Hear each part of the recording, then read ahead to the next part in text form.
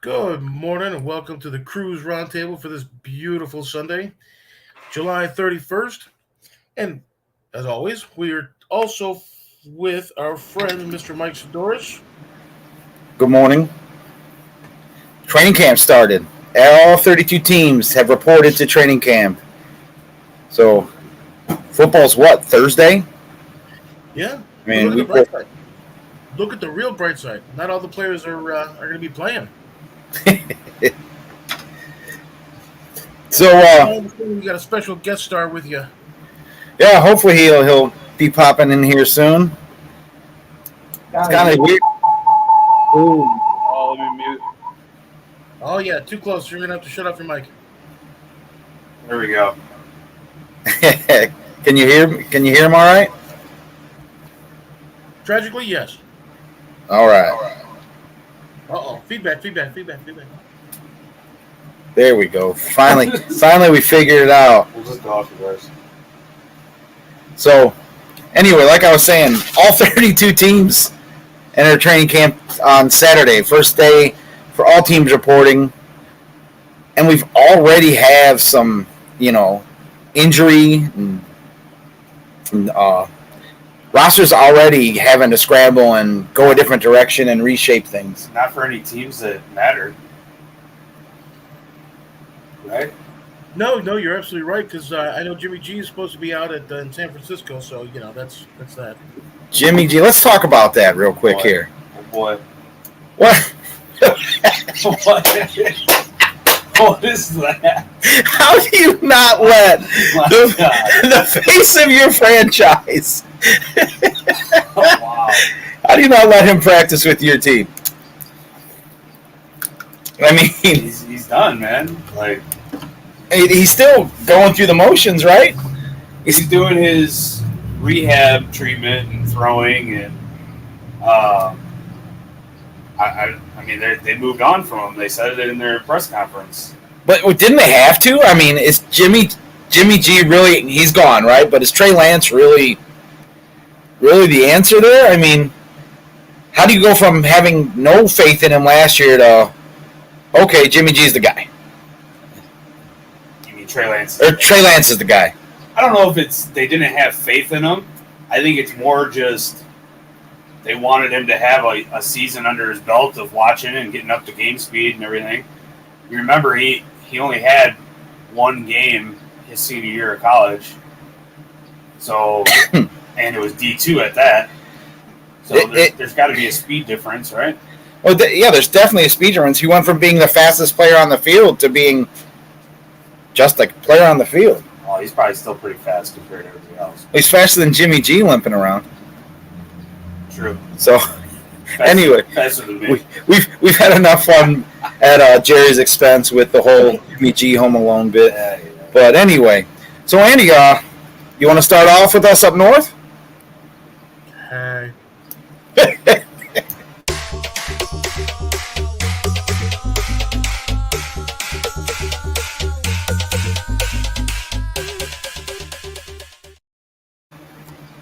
Of course, we got a whole bunch of stuff going on up north here.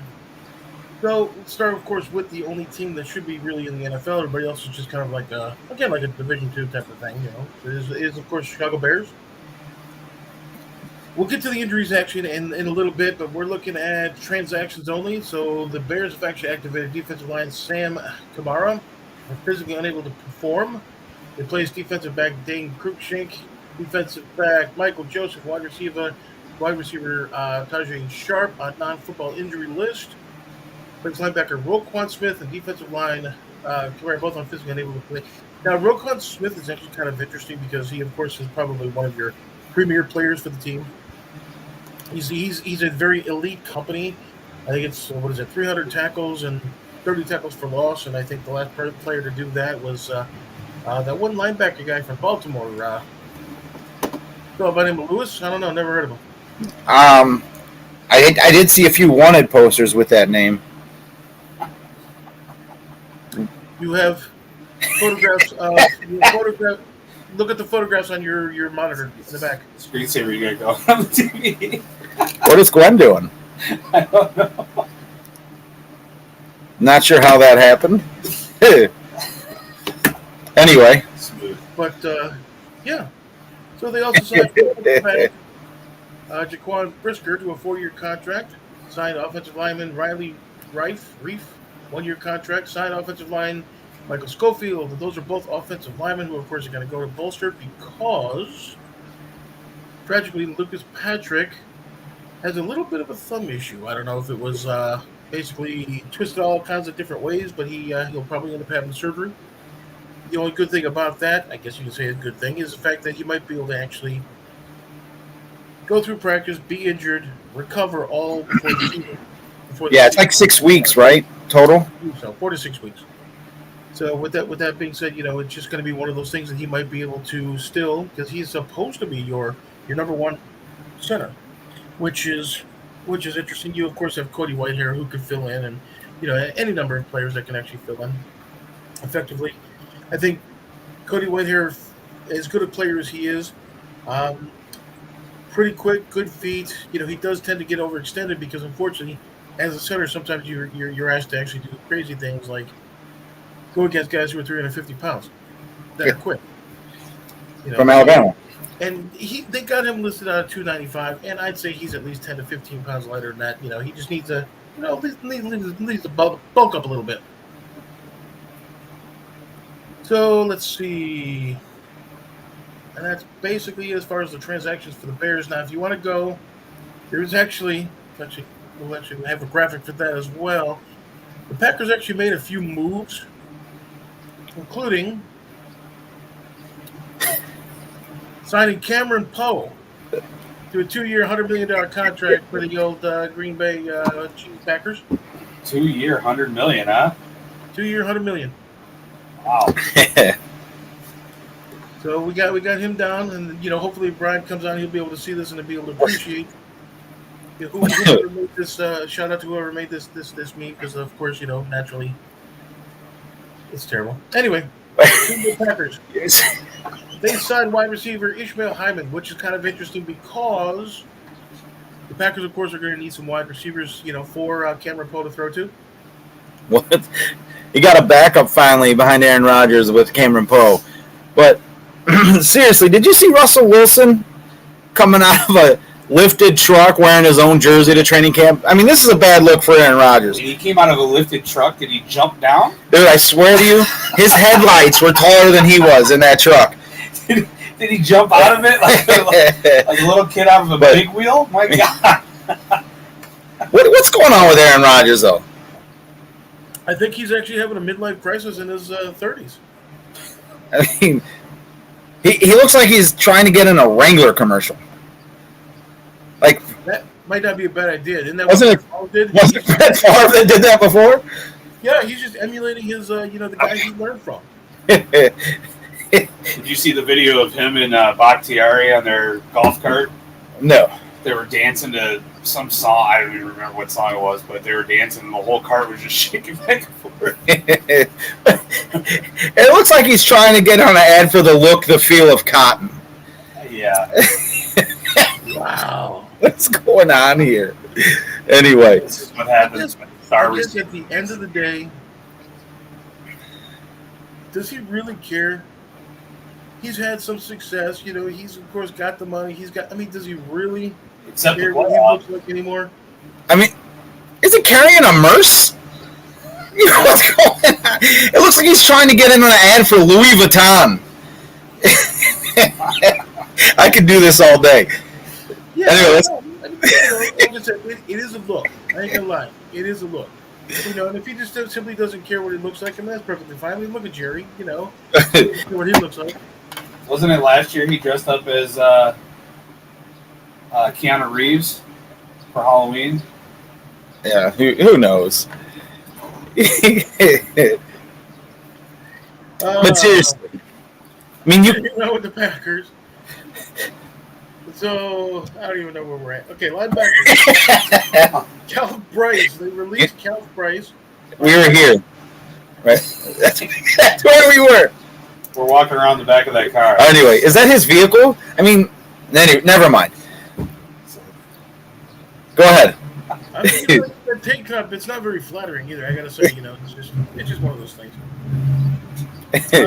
Let's see. I mean, there's a few things that the Packers did. Looks like he's trying to get in an ad for Haynes Hathaway.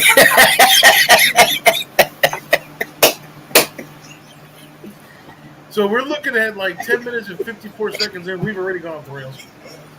It's completely off the rails. Oh, anyway. You know we need to bring that back.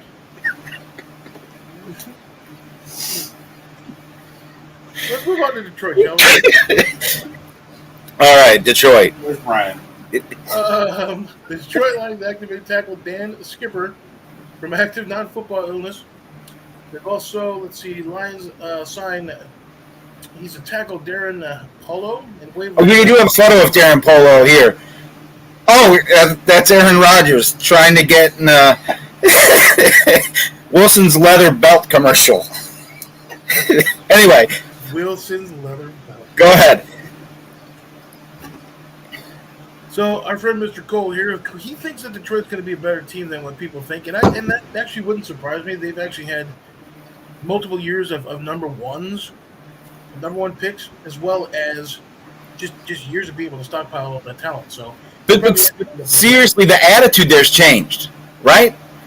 I mean, Detroit. They're going to eat people, right? Are they going to fighting kneecaps? Are they going to be the worst team in the North? I mean, are the Bears still in the North? Then no, they won't. Don't go there. We can talk about some Jimmy G stuff. I can't wait till week 1. But anyway, no, so, I think no. You have the Bears, for example. You have Detroit. Minnesota is going to be Minnesota. They're going to kind of sort of give you their things as well as the Packers. But those two teams that have been, at least in the recent past, have been a little bit on the up and coming side. You are absolutely right. I think they are going to be a lot better than what people think. The Bears, with their offensive line, they've signed several different offensive linemen, several different wide receivers who are going to be those type of receivers that are going to be playing within that scheme and actually are going to have some success. You have Justin Fields coming into his second year. Teams have film on him, but he's one of those almost like a Lamar Jackson to where from play to play things are going to change, things are going to shift. That's going to be hard to compensate for. From the footage I've seen of Justin Fields, his drop looks a lot better this year. He's standing taller in the pocket, and his release on the deep ball is actually improved. He's got a lot more accuracy on it. Cole Kmet possibly puts up, 30, 40 catches this year? I mean, I think that's a good possibility.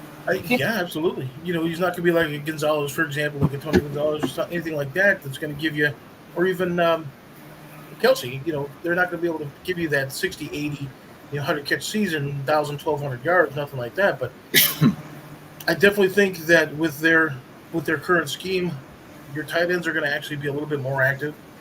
You're going to be able to push the field just a little bit more, and then of course with Montgomery and several other options at running back and even fullback.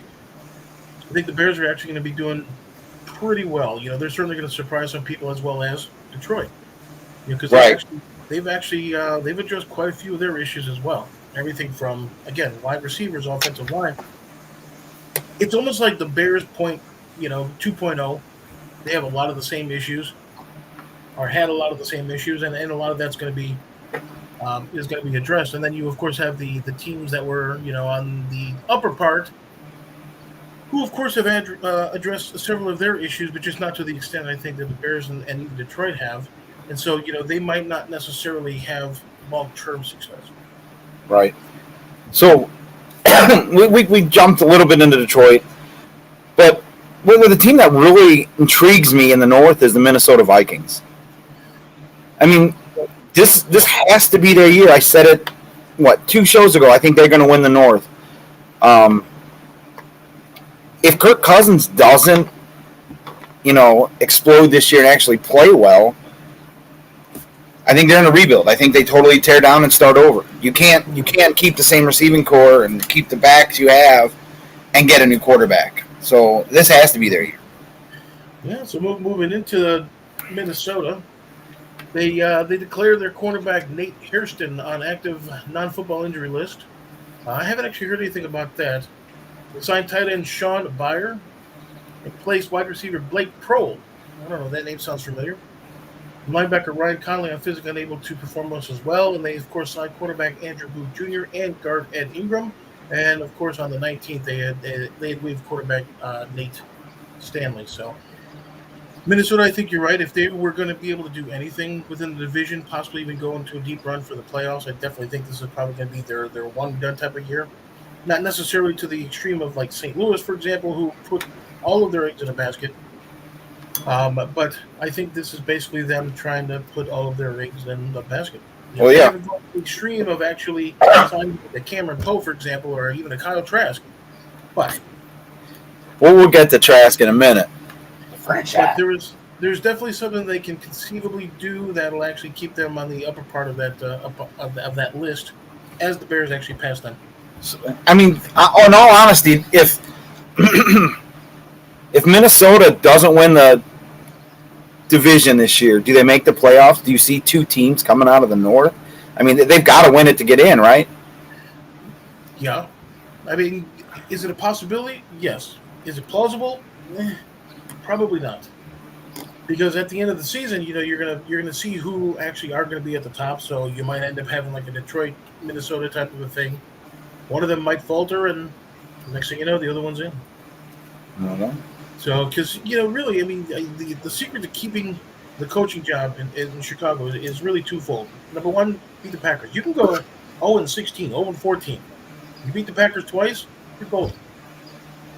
But then again, they also might be moving to Arlington Heights, and then of course the Jacksonville Jaguars might be moving into the new refurbished Soldier Field, right? Did you see the footage of the mayor of Chicago?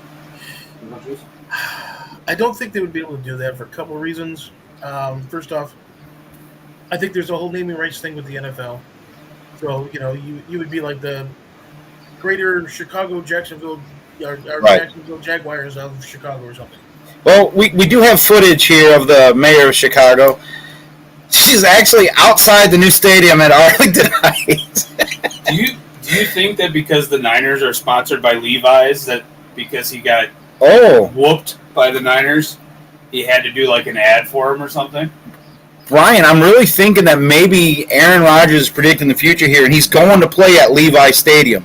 As you can tell by his skinny jeans. It looks like he's trying to do an ad for Levi's skinny jeans. Yeah. He's already in his uniform then. But anyway, I'm done with the Aaron Rodgers slide. It was fun while it lasted. But we need to say goodbye on his way out. Can we just get like scrolling like medical warnings, like they losing the playoffs in a critical game? I know he could come up two yards short. Right. Ooh.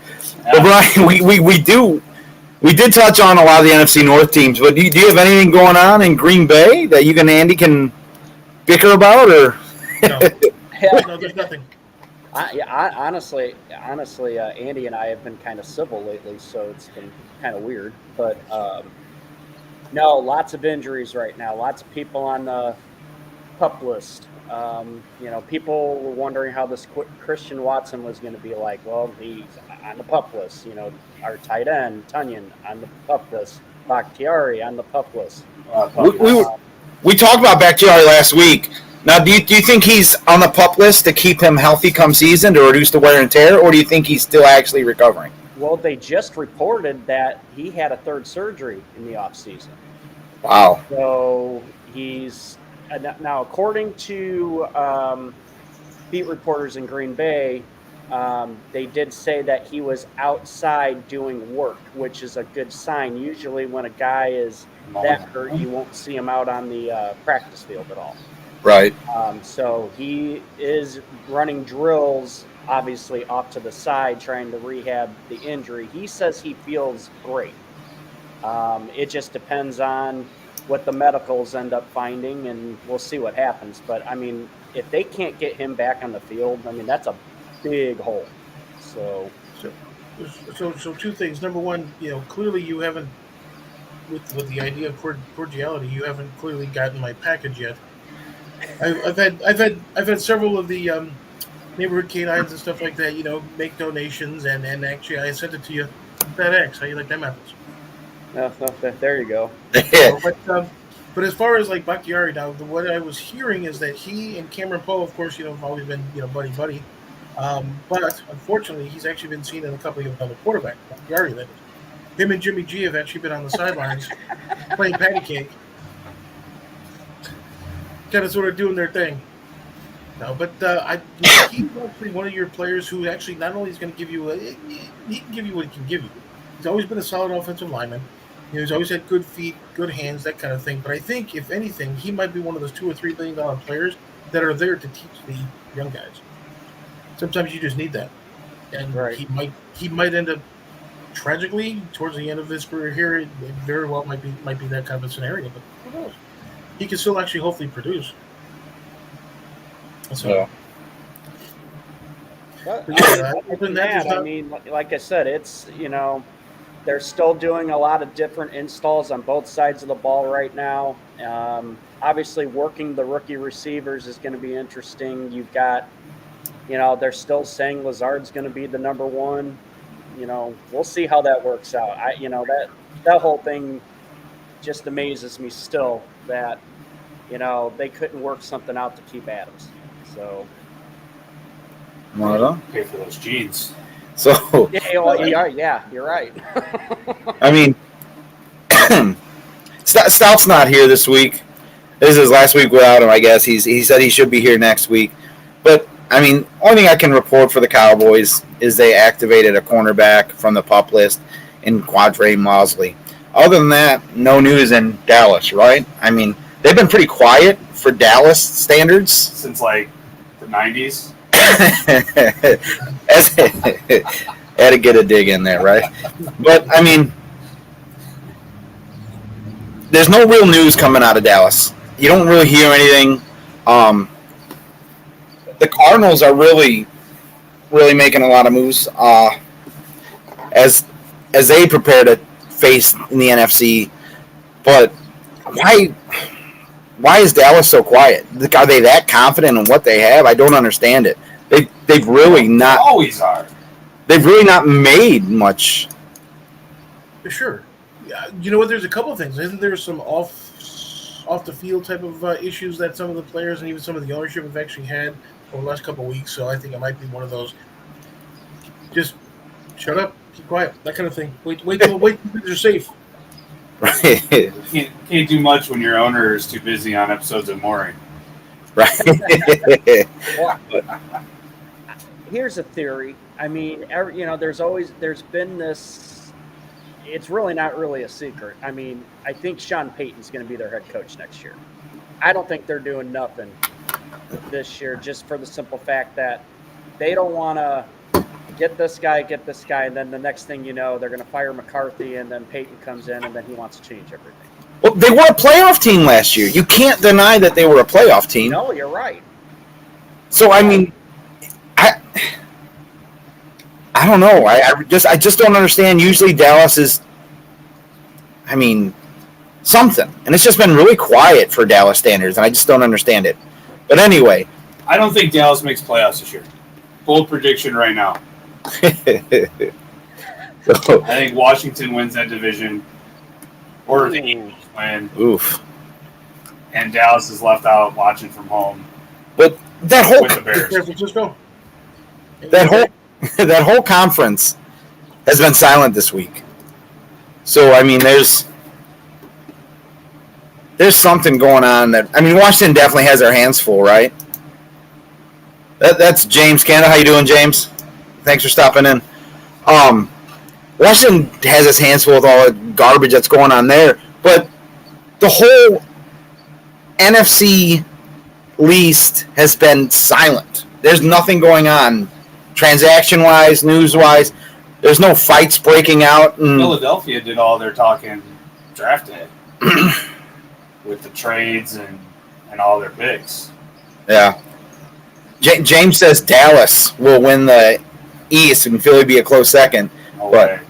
I just don't understand why it's so silent. There's nothing going on in the East. So we can skip over the East is what I'm getting at. Look at this. You have Washington. You've got the ownership that's they're looking to boot him out of the league. But they won't. They won't. They won't. The billionaires that run this thing are not going to let them boot him out of the league. Now, that's not necessarily the case, because think about it like this. At the end of the day, it is a business. And if you can actually eliminate one of your thorns, one of your sore spots, in order to be able to actually increase that bottom line, why wouldn't they? But they're still making money as the Washington Commanders or Commodores or Commodore 3000s, whatever it is. They're still making money. You're making $10 and you could be making $100. Maybe. I mean, that franchise is like the Green Bay Packers, right? Even when Green Bay sucked, they still packed Lambeau. Speaking of $10, that's probably how much those jeans cost. Those right there. This looks like Aaron Rodgers is doing a Wish ad for. Anyway. Which version of Connor? But I'm being serious. I mean, they're not going to get rid of him because they still make money. So if you talk about the Packers and the fact that, even when they have a down year, they're always going to be able to do Lambeau, that's fine. Have you ever been to Green Bay? There's I've been to Green Bay. Three of them have to deal with the Green Bay Packers. You might go professional cow tipping. You might actually try to make your own cheese. I think that's actually a class in school. Different types of milk, different types of tallow, whatever the case might be. Next thing you know, you have a nice little flavored brie or whatever the case is that Cameron Poe can enjoy, on his deck. But seriously, I mean, they're not going to. I don't see them booting him out unless they have someone entrenched in that's going to keep the tradition of the Washington football team alive. The whole year tradition? Oh, absolutely. So no, but it's one of those things where they would actually probably have like some sort of an arbiter or whatever the case is that will actually come in until the team would sell or whichever the case is. But it's just simply one of those things where you see kind of like the writing on the wall that you can see that they wanted to make some sort of action to where it'll of course be, especially if in your area, your geographical area that you're in. Hate bringing politics into it, but in that. Hello. We're here. I hear you. Sorry, we're experiencing technical difficulties over here. We're talking about the jeans. But anyway, you're making that team more palatable to the area in which you're. But that's my point. But they're not losing anything with him being pardon my language, but Cameron Poe. I mean, he's still making money in the NFL. He's still he's got friends. You know what I mean? That's a fraternity of people. Those men that are running the NFL. You know what I mean? That's a fraternity of friends that are just not going to boot him out. I don't think. Love to see it happen. Don't think it will. But anyway, let's go west.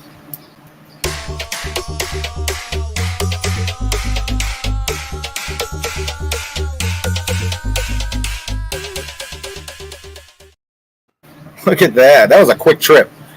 So here we go. Like I was saying earlier, Cards are making big moves. They're always in the headlines every week by doing something. Last week it was wasting money on a quarterback. This week you have them signing 2 defensive linemen, Christian Rango and Antoine Woods, while releasing defensive lineman Matt Dickerson and tight end David Wells. What do you think about the whole study clause? It's gone now, but yeah, that was funny. That was almost like an insult to him, right? That's what I'm thinking. I mean, you're questioning his. I don't even know. His attention span. I don't even know what you call it. I mean, I know he's 4'2", but he's not a middle schooler. Well, it might be like the Marcus Russell clause. You're questioning his dedication. I mean, he didn't become a professional athlete not being dedicated to his craft. He's definitely put in time to study in the past. It's not like he's just going out there. 4 hours, that's not that much time, really. You figure that's all he's got to do all day. You got practice, and you got weightlifting. Well, 4 hours outside film study, meetings and everything else. I mean, still, they don't practice 16 hours a day. No, but I mean, they're probably having team film study themselves, position groups and all that stuff. Right. And he has to do 4 outside of it. But the fact that it's said in writing, like, it doesn't count if you're playing PlayStation while you do it. If you're watching TV while you do it. Just like, you watch film and play PlayStation at the same time anyway. It was honestly quite insulting. Yeah. So now they took it out. Right. But you want to see something quite insulting? That is. It looks like he's trying to be the next Marlboro Man.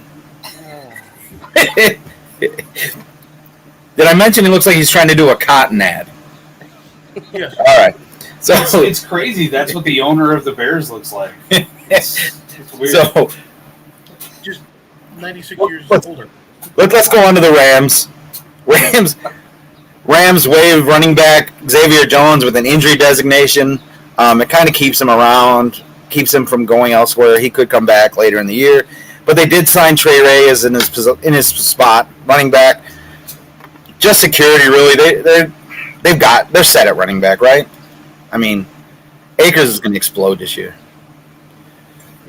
And then you have the Seahawks signing a deal with this, I don't know what you want to call him, a hulking track star. I mean, good Lord. DK Metcalf is finally inked a 3-year, $72 million extension in Seattle. So they're showing some loyalty to him. And they re-signed J.R. Sweezy, offensive lineman. Well, matter of fact, I think didn't Seattle also sign their the fourth running back? I guess he has an injured neck. I missed that. Who are you talking about? Oh, yeah, Carson. Carson has announced his retirement. Yes. With neck injury. Right. They decided to keep him on, I guess, for his for injury benefits and things like that. So that's pretty cool. That's certainly kudos for Seattle on that end for sure, because some of those injuries can get pretty serious. Especially post-career. You don't know how much you put through your body, and then you come out the other end, and you're just, hurting, to say the least. That kind of goes back to when I, was on a couple weeks ago, with the whole, CTE thing when they, what's Demaryius Thomas, when they found out that's what his thing was. Yeah. That's the one thing that I really feel like players are starting to realize, is that especially when you're done playing ball, the insurance and the way you're getting taken care of is not as good as you would think, especially for guys that are beating themselves up on a daily basis. Right. Until the league starts to realize that, starts to take care of these guys that have given their bodies and their lives for this game. Post retirement, you're going to see more of this stuff. But I'm glad Seattle stepped up and kept right. it on. Yeah, absolutely. You do see the league taking steps in the right direction. They all now have to wear that. Not all positions, but your high impact positions have to wear that extra shell during training camp, all the way up to the second week of preseason. That's reduced head-to-head collisions. It also lowers the impact of any contact with the head. You don't hear that clack at practice anymore during training camp of helmets hitting. It's really dull. And it makes them all look like big bobbleheads. Right. Yeah. So. You know what else looks like a bobblehead? We're not going to pull it up. Don't worry about it. So, what's going on, Jerry? We talked about it briefly, but Jimmy G, is he going to enter the season as a San Francisco 49er? I think he does, just because everybody's waiting for him just to be released. And unless there's a big injury somewhere in another training camp and they're hurting for a quarterback, I don't see anybody coming and taking him. Yeah. I think they're going to wait until he ends up getting released, and I don't think the Niners release him. If nobody wants him, they just keep him on in case something happens, because they have a team to make a run. So you don't want an injury to your quarterback to stop that whole chance. But are Jimmy G and Trey Lance interchangeable? I mean, they're different quarterbacks. NFC West championship last year. They did with Jimmy G. I know. So there's obviously a game plan that works with them. So. Yeah, an offensive lineman that can push everybody all over the place, and a running back that can produce. He had what did Jimmy G have, like, pass-wise, like 17 passes or something like that? He did throw for like less than 40 yards in one of the playoff games and still won. So Yeah. I think it was against a certain team that had a certain quarterback. Let me think. I think we have footage of him leaving the locker room after the game. Yeah.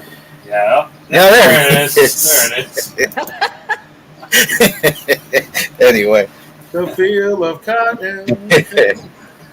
it's time for everyone's favorite part of the show. Am I wrong? I think we're going to go south, right? Favorite. I would agree. Thanks, Andy. Thanks for agreeing with me.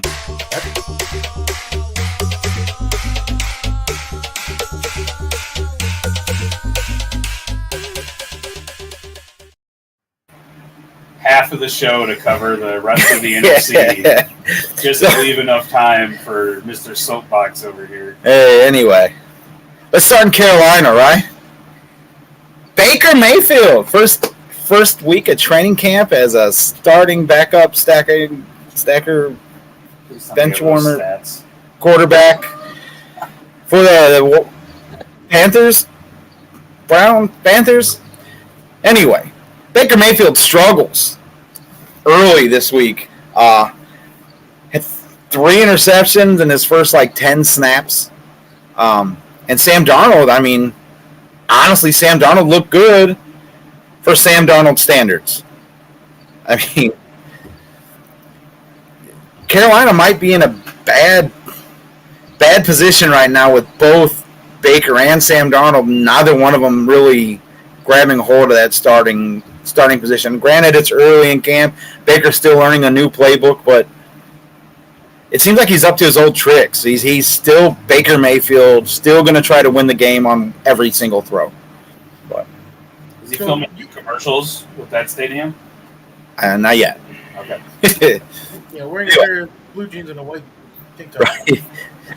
No, you're absolutely right. You have a brand new quarterback, brand new system, brand new receivers. Everything's brand new. You're gonna have to give him some time to be able to adjust to that. Because he might be your receiver. no chemistry. A step faster, a step slower than what he's used to, slower than what he's used to. So once he gets that down, then you're absolutely going to be able to see the true Baker Mayfield. 3 interceptions per game, and Well, I mean, they really got to hope for that, right? You've got Christian McCaffrey finally back in camp. He looks healthy. I mean, he looks like he's 3 years younger, ready to run again. But that wear doesn't go away. so that's actually my point. So if you have finally, your running back, he's not going to be their sole offense, but he's going to be a big chunk of their offense. So if you actually have him healthy and actually ready to go and stuff like that, when you kind of sort of got to make sure he stays in shape and stuff like that, but when do you kind of shut him down for? Yeah. So let's get into their signings, shall we? They signed Duke Dawson, a cornerback, because Rayshawn Melvin has retired. Their cornerback for the last 3 seasons. They do have a special game coming up this year, October 2nd, against the Arizona Cardinals, honoring Sam Mills' Hall of Fame induction, calling it the Keep Pounding game. I don't know if you guys are familiar with Sam Mills, but he is the whole cornerstone behind that drum and pounding the drum. His theory was you can win as long as you keep working at it, keep pounding. And they're really, really honoring him that game. And he'll probably go into the Ring of Honor that game if he's not already in. I don't know for sure, but he's definitely getting his golden jacket, and they're paying homage to that. They have 2 players that they have put on the physically inactive playlist with J.C. Horn and Shaq Thompson. J.C. Horn is going to be a big issue there, I think, because he's got to have time to develop the chemistry with whoever their starting quarterback is going to be, whether it be Baker Mayfield, Sam Darnold, or the rookie they signed this draft. So I don't know. It's going to be a battle for the basement for Carolina. They won't see it going any other way. I don't know how they compete with the 2 best teams in this conference or in this division. I don't think there would be a battle for the basement because of Atlanta. You really think? I think Atlanta's that bad. Okay. See, that's where I have them. I have Carolina 3rd this season in the South, and I do think Atlanta's that bad. And we can go there right now and talk about how bad they are. What's up, Andy? Do you actually consider the fact that there's going to be a battle for last? I do, and this is why. Because both teams either going to have a starting quarterback they're going forward with, or both teams are going to need the draft pick to pick the starting quarterback they're going to be starting the next season, right? Yeah. How about Jimmy G? He's going to be looking for a new gig pretty soon. He actually does give you some options, especially in Atlanta, for example, because you have literally Cordell Patterson. I really think Jimmy does make sense in Atlanta. Whatever. He's But the point is, right. if you actually have like a Jimmy G, for example, he actually does give you options. I mean, you put him in Atlanta, say the pineapple puncher, Marcus Mariota doesn't come to fruition there, which wouldn't be a shock because he hasn't done anything in the league in 5 years. He had one decent season his rookie year. He played for that one garbage team. I can't even think of their name. He didn't even play for the Raiders. He was just there. Yeah. And what happens in Vegas stays in Vegas, so we don't talk about jail. So I mean, right? That's probably why they let him go. Yeah. But let him go on good behavior. But you go to Atlanta. They signed DB Henry Black, release Braden Linus to compensate that transaction. They also signed defensive tackle Darian Daniels. What I do like about Atlanta is day 2 of camp, a fight breaks out, ends the camp early, and the reason I like that is because it's actually showing there's some aggression finally in Atlanta, right? I mean I think every NFL team throughout the training camp has at least one fight, minimum. Buffalo actually had a fight. I guess the Josh Allen kind of got involved too. So yeah, Josh Allen was with entangled up with their defensive tackle. Yeah, who hit him too hard on his right side. So you can certainly appreciate that aspect. You're mad because you got hit by a guy that's bigger than you, so you're going to punch him and try to not get hit again? Yeah. You question your quarterback's intelligence there. I mean, you know that you have 5 huge guys protecting you. They obviously weren't. Yeah. Now, if you show up to training camp looking like this, nobody's messing with you. Right? That is true. You get your own locker room, too. A fight breaks out day 2 in Atlanta, and they send their recently signed Jalen Dalton home. He was released by the Saints earlier this offseason, signed by the Falcons, and was asked to leave practice. Now, I don't know if they're suspending him. I don't know if they're leaving him out of practice for the foreseeable future, or if it was just, hey, go home, calm down, we'll bring you back in. But he did initiate the fight by throwing the first punch. So I don't know if there'll be discipline on that or not. Probably. So that leaves the Falcons. More and more incidents if you don't discipline. Marcus Mariota. They're saying he's doing great in camp, but I have not seen one pass thrown by him in their highlights. It's always Marcus Mariota is not holding anything back and he's running with the ball. Marcus Mariota is doing great things. The Falcons defense. Doing great things and he's scrambling. And then you see Ritter throwing passes to Kyle Pitts and their other one receiver. What's his name? They don't have one. They have a halfback, punt returner, tight end, Cordell Patterson, but he hasn't really been showing up in the highlights from training camp. So I don't know what's going on in Atlanta. I just know that it's going to be fun to watch them implode at being a Tampa Bay Buccaneer fan. And now we go to the worry. The worry in the South for the Bucs, for myself, is New Orleans Saints. They didn't really sign anybody. Nothing really going on release-wise, signage-wise. But Chris Olave, or Olive, or however you say his name, God, does he look good. I don't know if you guys seen any of the highlights from him, but he is flat out fast. And he's blowing past the Saints secondary, who has one of the top secondaries in the league this year. You also have C.J. Gardner-Johnson looking good in camp, another rookie. He had 3 interceptions on day 2. Trevor Penning, who has big shoes to fill, but looks to be holding his own at the tackle spot for the Saints. So the Saints are who I'm worried about being a Bucs fan. I think the Saints honestly could win this division. 3 interceptions against Winston? Yes. I didn't say that because they would. That's a down day against Winston. I didn't say that because it would not sound like I'm being biased, but. add to that too. Michael Thomas finally showed up. He did, and he's actually running routes, like not just slants, which is Yeah.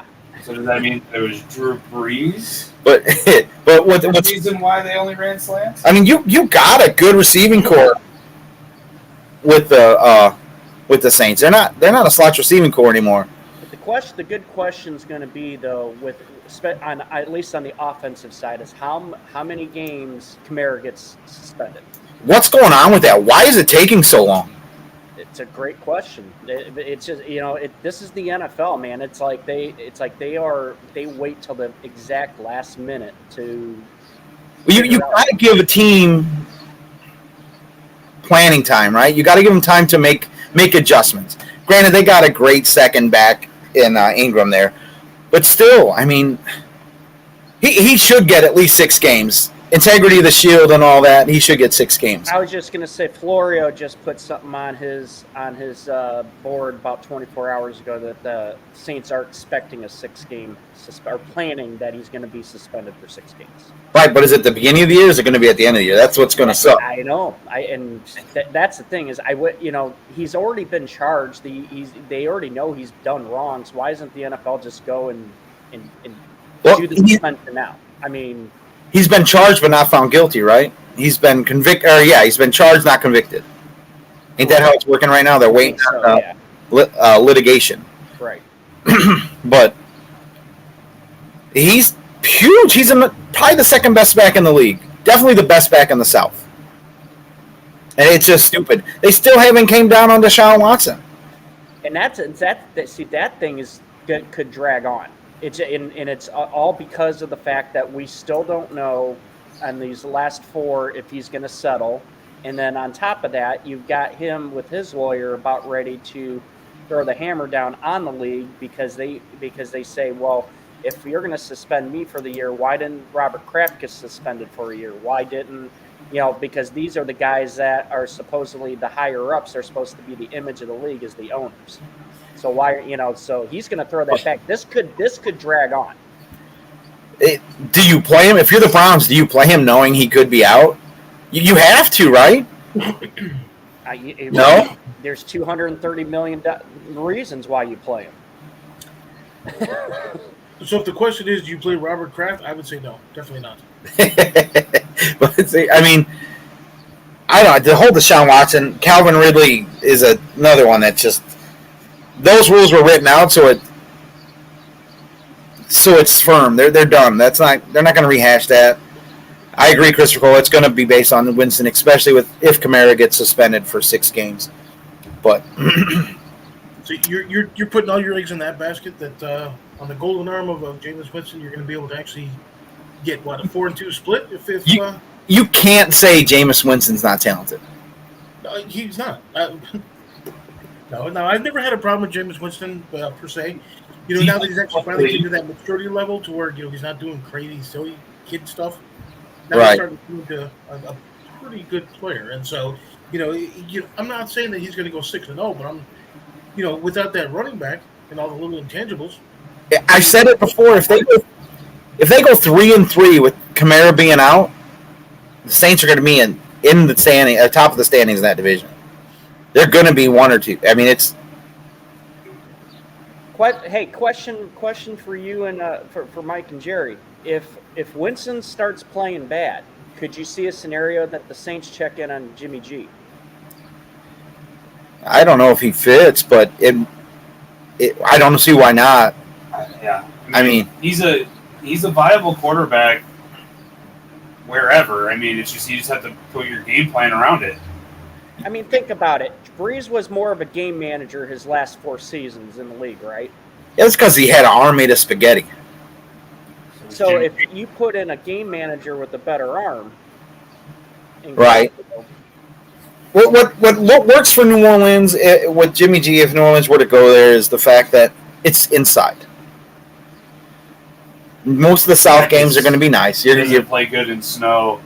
I'm not saying that. What I'm saying is you don't have to worry about that. You don't have to worry about the wind drag on the ball or anything like that. He goes, as long as you've got 2 running backs that can carry the load for you. You have a new young tight end who looks great. I mean, there's no reason why you don't consider that option. I really think it would make sense. I would put him anywhere in the South, but Tampa. And the only reason I say but Tampa is because I think it's just out of stubbornness. They're going to see what the ginger gunslinger has. I mean, if Brady goes down, you're going to see Gabbert for a while, and then Kyle Trask is going to have to be put on the 53-man roster, right? He's going to put his coloring book down. So, but anyway. So, yeah, if they go 3-3 in those 6 games that he's supposedly going to be out, they're competing for the top of the division. And if they sweep the Bucs, they probably get it. I think they're a guaranteed wild card. The Saints? Yeah. Mm-hmm. I'd be okay with that. That means the Bucs got first place. So I don't know, Carolina. Well, don't sleep on the Falcons. All right. You know what? I think it should be the Atlanta Cordell Pattersons is what it should be. Let's go to where things really matter, shall we? We just talked Tampa Bay. What a crappy start to training camp for the Buccaneers. Big loss.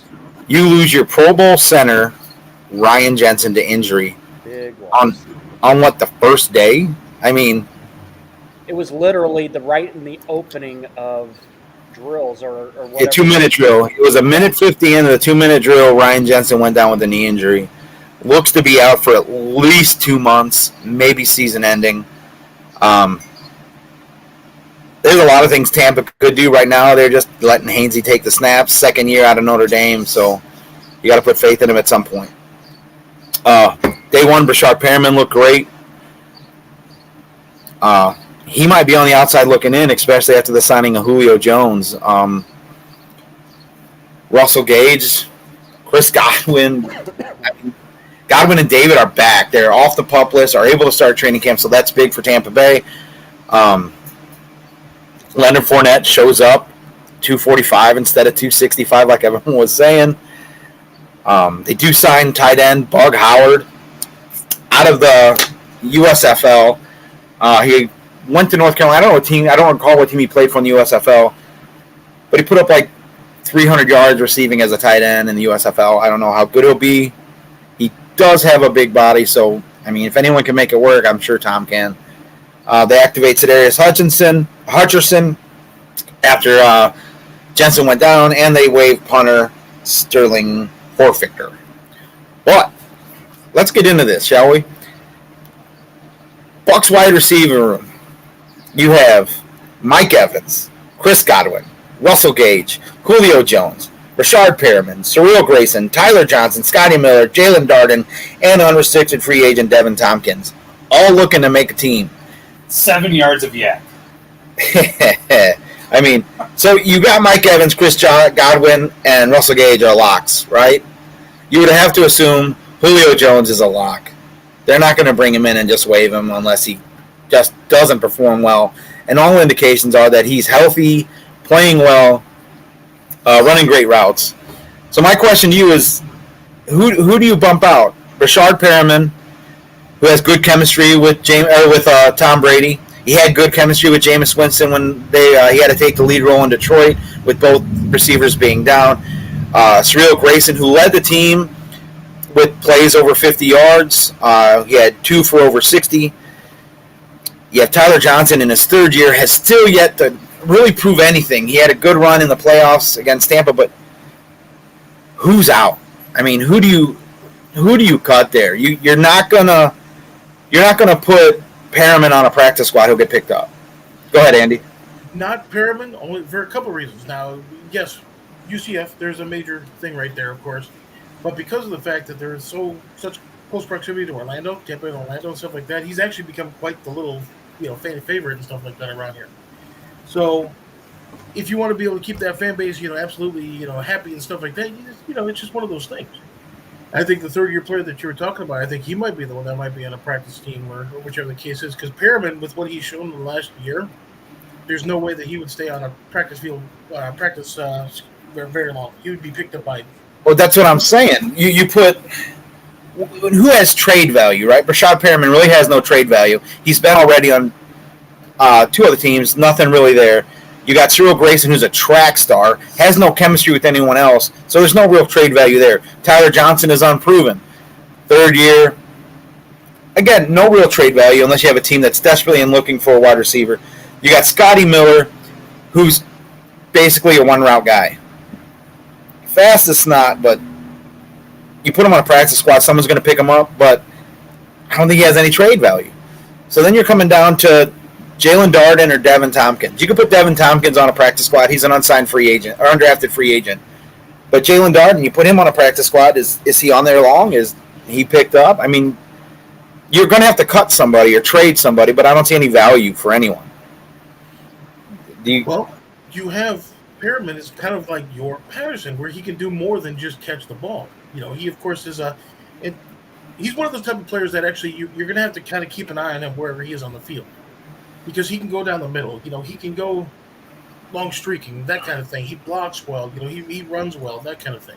Well, is there a team on the show right now that has wide receiver issues that could really use former first-round pick?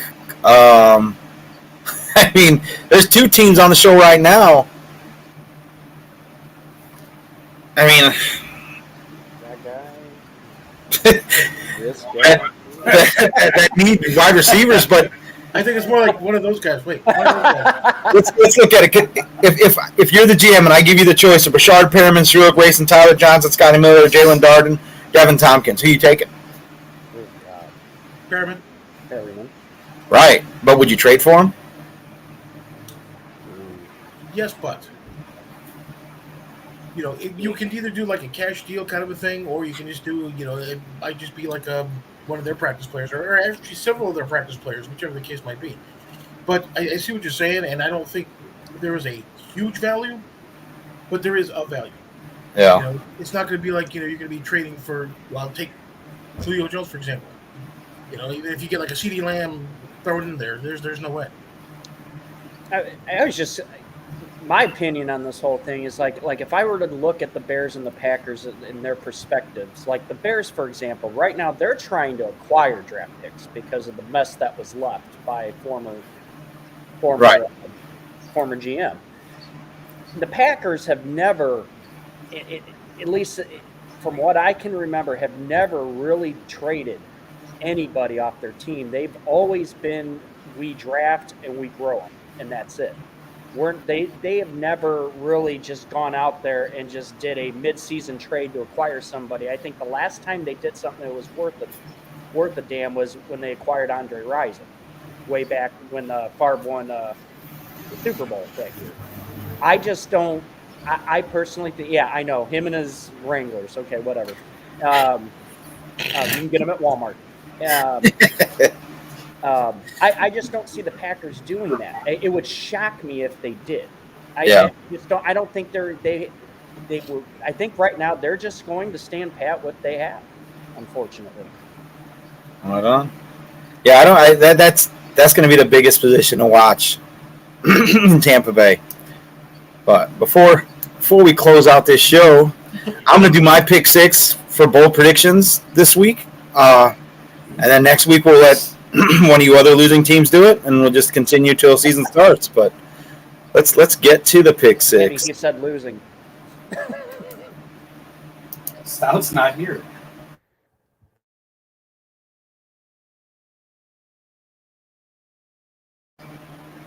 Didn't.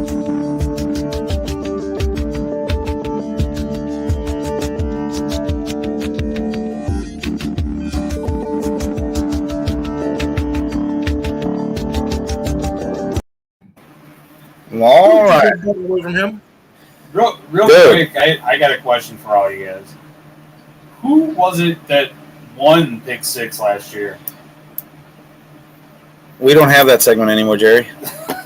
So, anyway, let's get into my Bucks pick six. These are bold predictions for players going into the season. I have Kyle Rudolph having a minimum of 45 catches. Rudolph going into this year has averaged 40 catches per season. So it's not a bold prediction, but when you're splitting time with Cameron Brate, who is a receiving tight end, and you bring in the likes of a Bug Howard, you're going to see a tight end rotation. I really think Kyle Rudolph will still get at least 45 catches. I have Leonard Fournette rushing for over 900 yards this year. He's going to tiptoe around 1,000. Bucs offense game plan is going to change quite significantly. I think you're going to see them running the ball a lot more to set up the pass. I think. Is that a bold prediction? How is it not? How is it? Oh yeah, my running back's gonna run for at least 500 yards. I didn't say 500. Tell I know. Burns That's what you're basically saying. you just pass an insurance call. 900. He hasn't hit 1,000. But it's also one of those things where it's a duh. Okay, well, he's going to be 1,100, 1,200 yards. so you're trying to say 1,200? I don't see that, but I'll go 1,100. I'll go 1,100 there. I got Mike Evans and Chris Godwin both hitting 1,000 yards this next season. Julio Jones will end the year with at least 5 touchdowns. Tom Brady goes over 5,000 yards.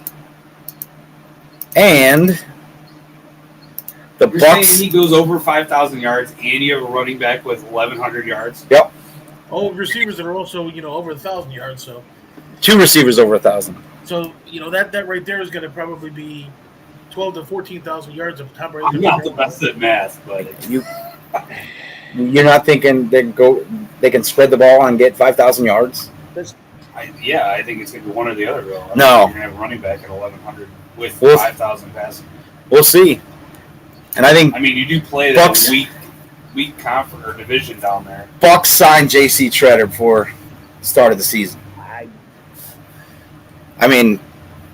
Number 4 ranked center last year. Cleveland deals, lets him go. He's still not signed by anybody.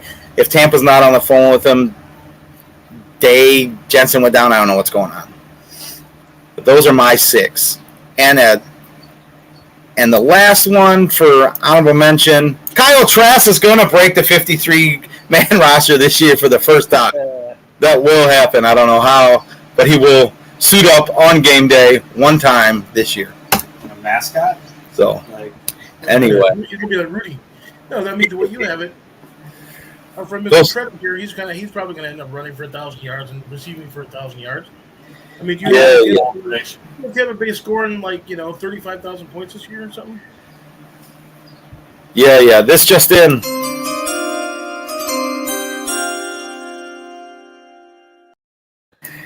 Green Bay Packers have signed.